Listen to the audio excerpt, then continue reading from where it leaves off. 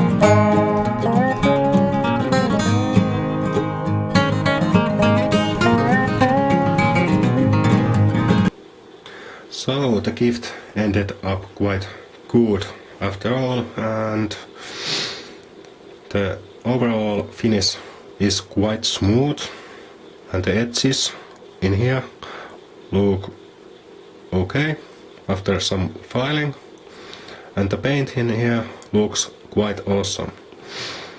I only messed up with the tool settings in Fusion 360 or LinuxCnc,